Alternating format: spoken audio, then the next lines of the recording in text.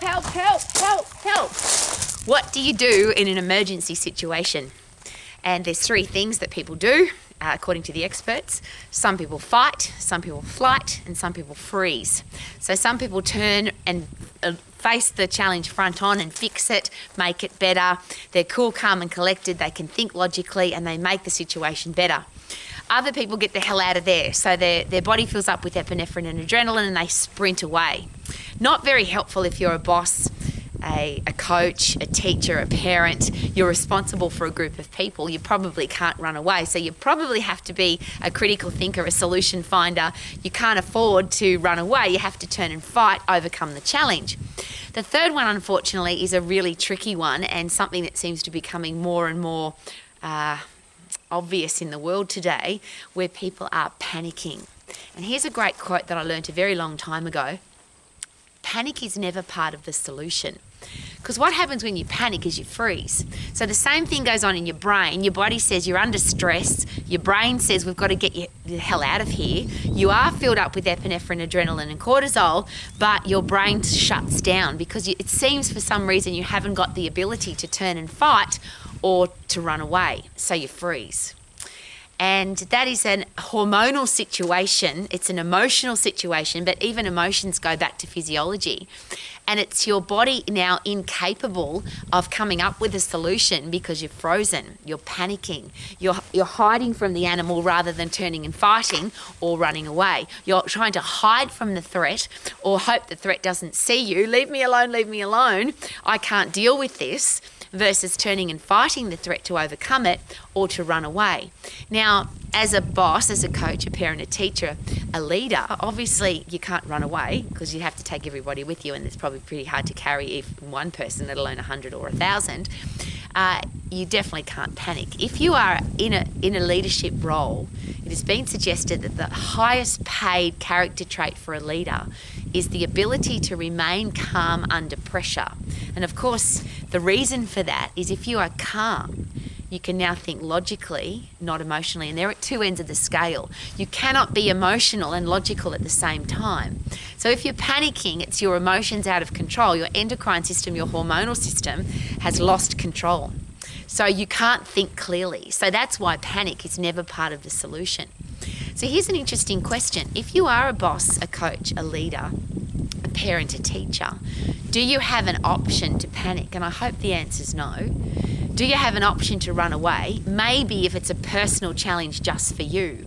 But if you've got people relying on you, isn't it important that you can turn and fight the challenge, overcome the threat, be the person that can be cool, calm and collected for everybody else? And there's a second part to that which I always like to add in. If you can get people to relax, to be calm and to laugh. Because obviously laughing changes the hormonal balance in the brain. And one of the really important things, my father taught me this as a little girl. He said to me, whenever you get married, he said, I want you to marry somebody who's really smart, but they've got a really good sense of humour. Because he shared with me, obviously, that when you've got a sense of humour, you can get other people to laugh. You can laugh, which calms you down as well. And if you can see the bright side, the humorous side of something, then you're more likely to make a better decision rather than the person who's got the negative outlook on everything. So I'm asking very personally because I deal on a day-to-day basis with people who say to me, I'm panicking or I panicked. And maybe we overuse that word because if you're panicking because you left the roast in the oven for too long, or if you're panicking because you're going to be late for work, or if you're panicking because your car won't start, they're all things that we either have control over or we could have had control over if we looked after them sooner. And they're not usually life and death. Wouldn't it be, and here's a great question, could it be a good idea? Should we leave the word panic, and I hope you never use it, but if you're ever going to use it, shouldn't we use it in the context of life and death? Because most people use the word panic now is just a normal word. And here's the challenge with that, of course, that when you are in a life and death situation, how are you going to handle that massive stress if you put massive stress onto the little things in your life? So So one of the things I've learnt to do is laugh as quickly as possible in a stressful situation. So if something's broken or something, just the mundane things that happen in life, you spill something on a white dress, I've done that many times, the heel of my shoe breaks on the way out to an important meeting, I drop a bag of groceries and everything spills all over the kitchen floor. Things like that they just happen. I'm very aware of doing this, and it's a habit that I've got into, and there's two things that I do. One is I laugh as quickly as possible. I imagine that I'm on one of those funniest home video shows and somebody's watching that from a distance, because it's usually pretty funny. And if I ever feel myself getting angry or annoyed or frustrated, and I hate the word panic, but I'm going to use the word panic, I always say this to myself: did that happen? Did somebody do that to you? Did that happen to you? Or did that just happen? So it's not like the world's against me and that's why my grocery bag broke, or everybody hates me so that's why the battery went flat. It's just a thing that happened. It's just a part of life. And if we put too much emphasis and we put too much big adjectives on the small things in life, is it possible that when the big things arrive, we really won't be able to handle them? If you get for example, a horrible example, but let's just say you're diagnosed with a terminal illness or a horrible disease. That is often a reason for panic with some people. But here's a great thing to consider. Number one is, can you prevent most horrible diseases? Yes, at least 80% of them are preventable by being healthy, fit and strong. The next bit is, if you are healthy, fit and strong, even if it's a horrible disease, you'll be able to handle it better. You'll be able to handle the horrible process better. You'll recover quicker and it's less likely to come back. So you can now think about that horrible situation a little bit more clearly because you've got more control over it. And I think that's the opposite. Panic is over here, no control. When you're in full control, now you can think logically and make things better.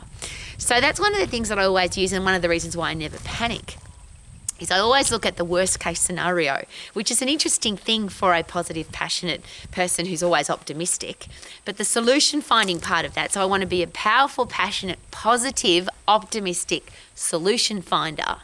So you've got to find the solution before the hassle happens, before the challenge happens, before the big horrible situation happens. So what's the worst case scenario? Could I get a terminal illness? Could I die? That's probably the worst case scenario. Could the house burn down? Could something happen to somebody that I love? What do I need to do? Because I have to, what is the worst case scenario? Accept that that could happen. Work out a way to deal with the worst case scenario so that if it does happen, I've got a plan in place. I don't have to panic. And that's one of the other really special things about being healthy, fit and strong, is when you get puffed on a regular basis at 100% effort phosphate system, which is that stay alive, fight and flight system. When you lift in that system, so you overload a heavy load, when your body, when you look at a load and you think, I can't lift that, but I'm going to give it a crack anyway, and you lift that load, whether it's a rock or a log or a dumbbell, a barbell, a wheelbarrow full of sand, it doesn't matter. If you overcome something that you didn't think you could overcome, is it possible that your brain gets tougher and stronger to overcome something bigger in the future? Now, again, I've got physiology on my side because that's what brain-derived neurotropic factor does. The fertilizer for your brain, if you overcome something, your brain fills up with fertilizer to say, if you're ever in that situation again, you will need to be tougher, stronger, wiser, more logical, less emotional. So let's make sure that all of those hormonal systems are in place that you can handle that in the future. So that's why getting puffed at 100% effort in the phosphate system is so incredibly important for everybody, but particularly for bosses, leaders, coaches, parents, teachers, because if people are relying on you, you can't panic. You've got to turn and fight and overcome the challenge. Fight and overcome the challenge. What a great mindset.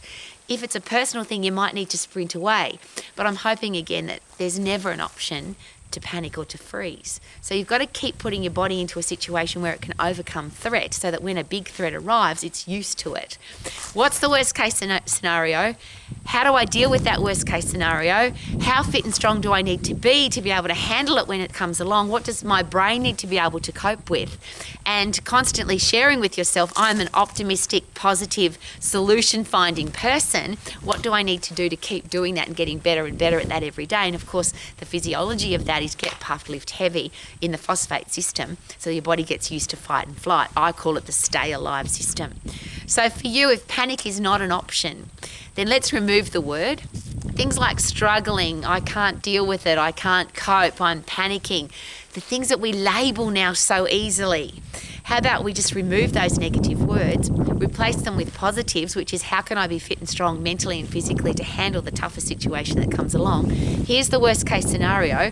Here's how I'm going to get ready for it. This is my plan to deal with it. And then if it ever arrives, you're ready to deal with it. Could that be a really good way to live your life rather than panicking? Please can we remove that word from our life and turn it into fight and flight and stay alive, so you can sing like I do. I feel good, na na na na na na. I knew that I would now, because I'm alive and I can fight. Woohoo!